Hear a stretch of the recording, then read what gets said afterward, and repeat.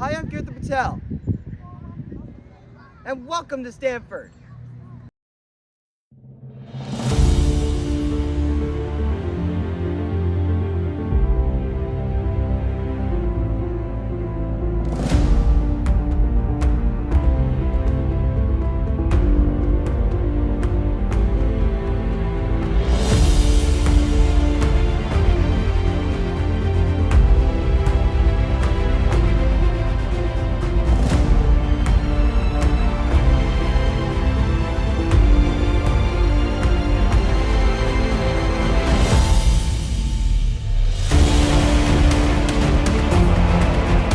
I'm currently walking on the campus of Stanford University, one of the most prestigious universities in the world.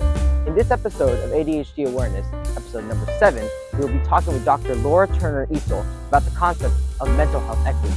Mental health equity is the concept that all individuals should have a fair and just opportunity to achieve the utmost level of mental health.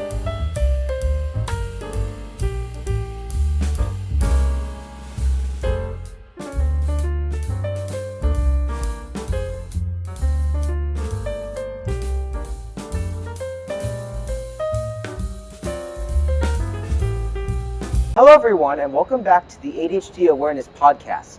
My name is Kirtan Patel, and for those of you who are new to the podcast, this podcast is dedicated to raising awareness for ADHD and other learning disorders. I am passionate about these subjects and hope that my humble attempt to raise awareness helps anyone out there who has ADHD and anyone who doesn't have ADHD understand their friends and family and their community. My interviews are not designed to be exhaustive or comprehensive in nature. Having listened to my interviews, I do very much hope that everyone is motivated to understand ADHD better. Today I am blessed to be on the Stanford University campus and in the presence of Dr. Laura Turner-Essel. Dr. Essel is a program manager in the Department of Psychiatry and Behavioral Sciences here at Stanford, and she also holds a PhD in counseling psychology from the University of Akron. Thank you for agreeing to be on the podcast today. Thank you for the invitation. I had a privilege to have a conversation with her about mental health equity, and I was deeply inspired by the concept that I wanted to bring it over to the channel. For those of you who don't know what mental health equity is, it is a concept that everyone should have a fair and just opportunity to achieve the utmost level of mental well-being. Mental health equity helps anyone achieve the utmost level of mental health equity in spite of any factors, including social, economic, demographic, and geographical factors. Mental health equity is crucial for anyone suffering from ADHD or any other learning disorder for that matter, because if they don't have mental health equity, they could be at risk for misdiagnosis, underdiagnosis, and even exclusion from care altogether. Mental health equity has been stressed by numerous organizations, including the World Health Organization, not just as a health issue, but as a matter of justice. The World Health Organization has stressed mental health equity as a matter of justice because with mental health equity, everyone can have the chance to flourish and enjoy the pleasures of human life. So without further ado, let's jump into the interview. So Dr. Essel, in your work, how do you define mental health equity, especially in the context of diagnosing and supporting individuals with neurodevelopmental disorders? Well, I think that your definition was pretty spot on. We think of mental health equity as being about ensuring that all people, regardless of their backgrounds, can have access to the support and the tools that they need in order to have the highest level of well-being. And that includes mental health, physical health, and everything connected to that. Yeah, I deeply agree with that. I think mental health equity gives anyone with ADHD or other learning disabilities to have the opportunity to find their own selves and achieve greatness. And actually, this brings me to one of my researchers and some of the researchers I've come across while researching ADHD. Dr. Paul Morgan of the University of New York in Albany, Dr. Tunami Coker of University of Washington, and Dr. Anusha Kassan from University of British Columbia, they all agreed with one conclusion, that people in minority groups have lower diagnosis rates than Caucasians. This is widely due to factors including social, economic, demographic, or geographic factors. These factors influence how they have less knowledge about ADHD. They have weaker advocacy in their cultures. They have more cultural stigma.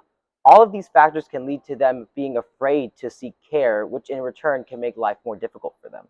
Which actually ties into the next question. Research shows that ADHD is underdiagnosed in communities of color and among girls. What systemic factors do you think contribute most to this disparity? Well, in my work, I haven't looked specifically at ADHD, but I've looked at anxiety disorders and other mental health conditions that people experience. And I think that a lot of time we have comorbidity, so a lot of these things have overlap.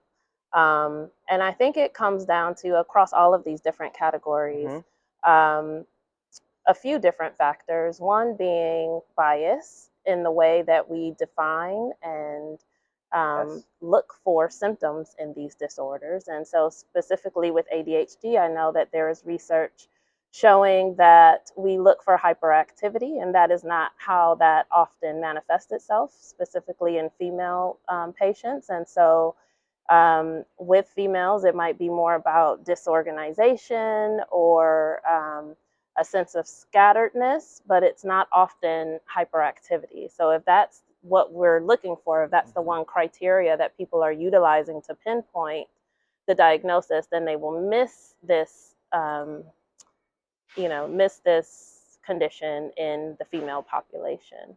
And similarly, with other conditions, we look for things that have only been researched or tested on a specific demographic, most namely upper middle class white males and females. And that is not our population in the United States. And so it's not very representative. And so when we look for symptoms that tend to um, present themselves only in those populations or primarily in those populations, we might be missing an entire host of symptoms that show up in other groups that are not well represented in the research or in our clinical trials. Yeah, two major points of that answer you just gave are actually what I think of when I think of why people of color, or more specifically girls, are underdiagnosed with ADHD compared to males. Specifically, the hyperactivity portion of ADHD, they don't express it as much as males would. Males would show it through their impulsiveness or hyperness, and also the comorbidity you said actually refers intersects with intersectionality, a term that was created by Dr. Kimberly Crenshaw of Harvard. She coined this term to explain how distinct identities can be formed through different combination of categories, including race, gender, or socioeconomic status. So imagine that you've got a female that is in a lower socioeconomic status and is in a minority group. Then you got a female in the same minority group but has a higher socioeconomic status. The one with the higher socioeconomic status is more likely to get a diagnosis because they could access healthcare a lot easier than the one with the lower socioeconomic status because of affordability. That's why intersectionality is very important to think of to put into account when you're thinking about this, because it explains how not one factor is everything. It's Exactly. multiple factors determine whether you are diagnosed or not. And then there's compounding influences of all of those different factors. So they, as you know, the term suggests, they intersect and they overlap. And so then you have all of these different layers of barriers that people might be facing at one time. Yeah, and the intersectionality actually refers to the next question I have. How do race, gender, and socioeconomic status intersect to create barriers for individuals seeking diagnosis? Well, I think that those factors, in addition to a host of other factors in our society, are things that create systemic issues for people. So, historically and politically, people have differential access to resources based on those factors. We know that there are, in specific communities, there might be less services provided. There's definitely less economic resources, and so people have less opportunity to really get the care that they need. There might be funding, especially with school-based services, which is where a lot of children would first receive diagnosis or care for language difficulties or developmental disorders. There is different funding and there's different staffing applied to different school districts based on demographics, based on level of poverty, based on cultural relevance. And so I think also something to take into consideration is that when we talk about mental health equity, I think of it as like a nexus of 4 different factors, which is competence of providers to deal with specific groups and communities, and then the trust that people have and the rapport that they're able to build with providers, with mental health care professionals. I think of it about being about access. And so, like we mentioned, this could have to do with the resources that people have, but it could also have to do with insurance and Exactly. whether things are covered. This could do with transportation. This could do with things like childcare. Um, and then lastly, stigma, which you talked about earlier, which is um, do people feel ashamed to seek help? Is there something in their environment that makes them feel like there's something wrong with them if they are seeking help for this condition or if they're diagnosed with this condition? And so I think the intersection of those 4 things kind of create barriers for people. Um, and that is something that has to be addressed at a broader social level. It's not about individual choices or opportunities. It's more about what are the structures that are in place because of political, economic, and historical realities. Yeah, I totally agree with that answer. And what you said earlier about depression and anxiety disorders, if people don't have knowledge about their ADHD, they could perceive themselves as stupid or lazy, especially in the school setting, which is what you brought up earlier. If teachers can't read that they have ADHD, they may refer to them as incompetent or Right. lazy. So this could put a lot more pressure on themselves, and then they could suffer through depression or anxiety and feel like they're so incompetent that they can't achieve anything. And that's why it's important to have knowledge about ADHD so their life could not be as hard as it may be. Sure. Yeah. What policies or systemic changes do you believe could have the greatest impact in closing the mental health disparities gap? Um, well, I think that specifically when I think about disorders that affect um, children and young people, I think about the expansion of school based services and that being something that needs to be a high priority because, again, that is where most children, most families will be able to easily access services is through the schools. But with funding cuts, that's something that quickly goes away and is often the first thing to be on the chopping block. And so, school counselors, school psychologists, assessments in schools, things like that.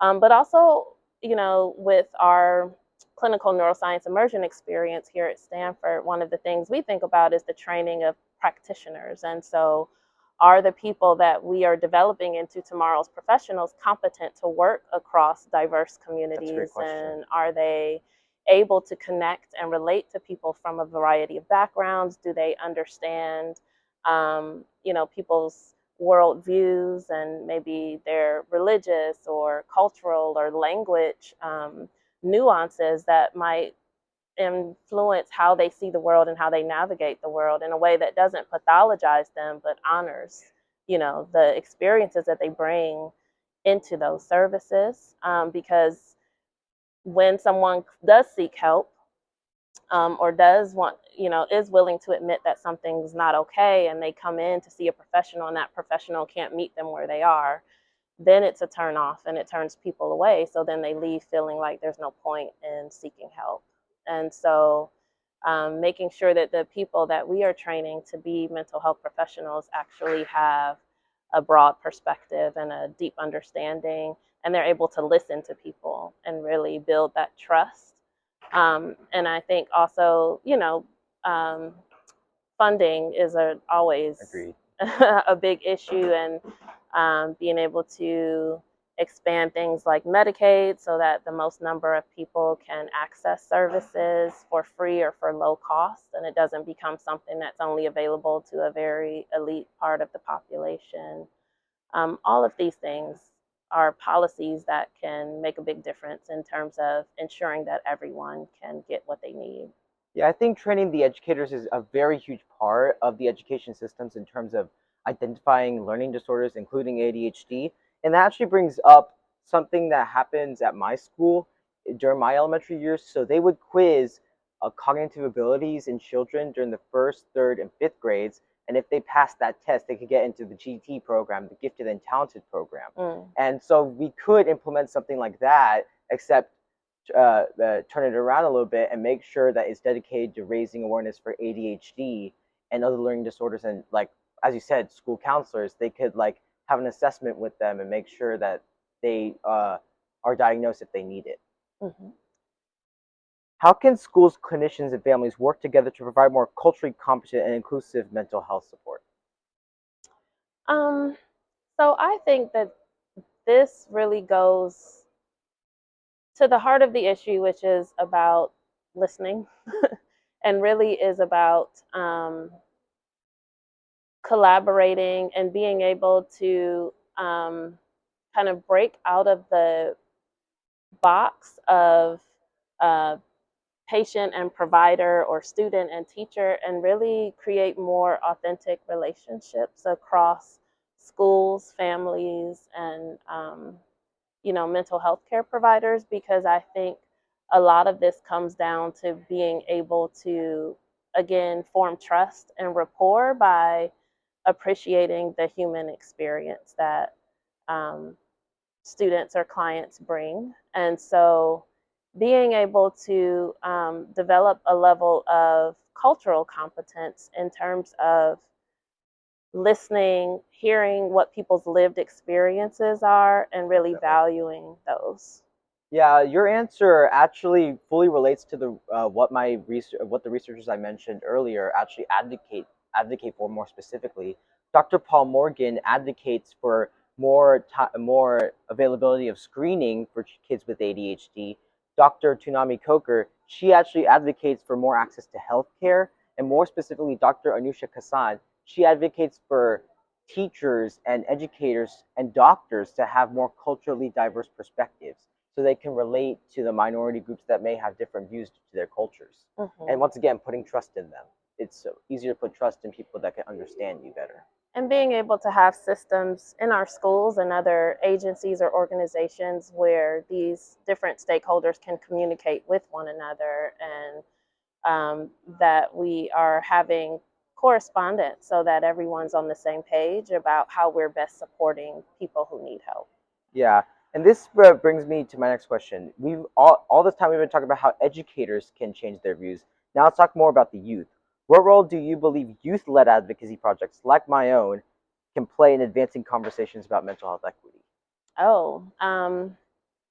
I think, your voices are critically important. And so being able to do things like you're doing, using media, using social media to be able to share the experiences of mental health challenges or just different learning styles, different ways of viewing the world, Definitely. is extremely affirming to those who have similar experiences. And it helps to break down that stigma that I said is kind of the fourth pillar, because that stigma is what often blocks people from feeling like they can seek the help that they need and that they deserve to have the best experience possible. And so I think being able to lift your voices and kind of showcase your stories is really important. And also being able to share that with decision makers, policy makers, people in positions of authority, helps to create change from the inside out. Yeah, what you said about sharing our experiences, that was actually my main motive when I started this channel. I wanted to share my personal experience with ADHD, coming from someone that was diagnosed with it at a young age and actually experienced it throughout his middle school years, his elementary school years. I want to bring that to the table because I think that for those of us that have the knowledge and skills to understand our ADHD, I think it's our responsibility to use that to help others, because when you help others, you're using your knowledge and skills at the utmost level. Absolutely. So that brings me to my next point. What can our audience do to foster a more inclusive environment with friends, family, colleagues, or anyone that we interact with neurodivergence?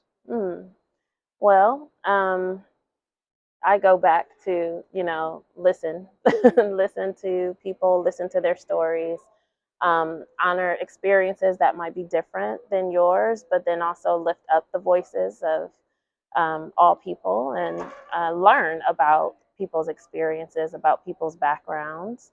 and advocate for people having access and having opportunities to receive the help that they need and the services that they need to help them operate at their highest level. And I think learn about systems as well, because a lot of times we don't see the barriers that people are facing. We assume that everyone has the same access or opportunities that we have, but we don't learn about the history of different communities, about the different um, structures that have been put in place to kind of limit their ability to navigate systems. And that blind spot keeps us from feeling compassion and from being able to lift up our voices in support of other people. And so I think just learning people's histories, people's backgrounds goes a long way to help put yourself in their shoes and think about how they view the world and why they view the world the way they do.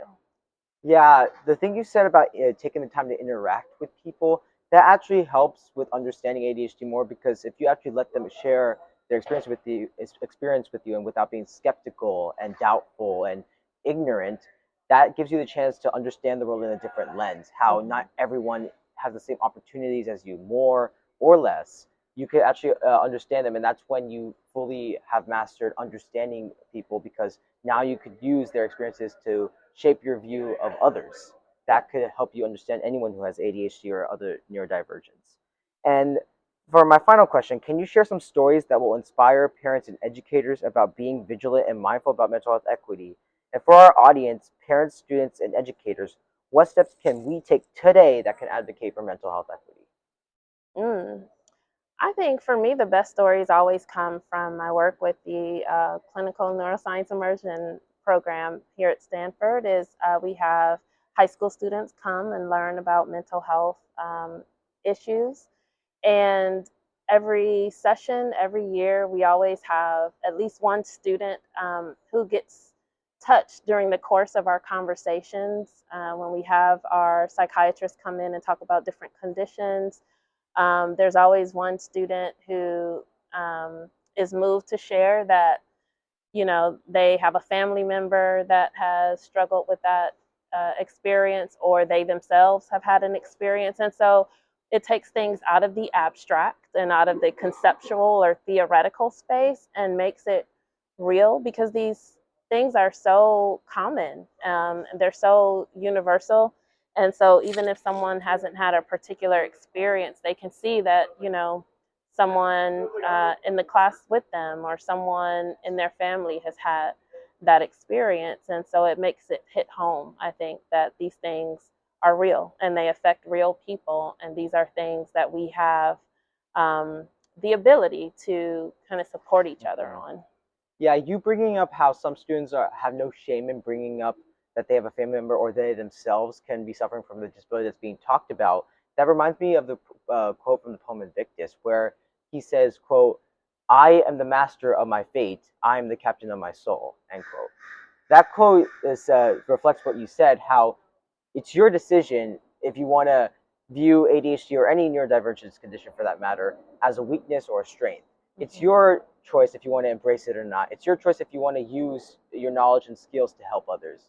Everything that happens in our life, our destiny, that comes from our choosing. So anyone who has knowledge about ADHD should do the best they can to help any friends and family that has it, because that is the utmost use of your knowledge. Well, thank you, Dr. Essel, for your answers. And as always, I like to close off my interviews with a quote that I find inspiring. And today's quote comes from Maya Angelou, where she said that, quote, "Do the best you can until you know better. And when you know better, do better," end quote. This ties back to what I've been saying throughout the interview today, how you developing the knowledge and skills that you can have today, it comes at a purpose. The purpose is to use it to help other people, not just yourself. Because when you help others, you're having an impact on the world through someone else's life. That is very important. And I hope that everyone that watches my interviews can take that message away. Well, thank you for reaching until the end of this video. And thank you, Dr. Essel, for joining today.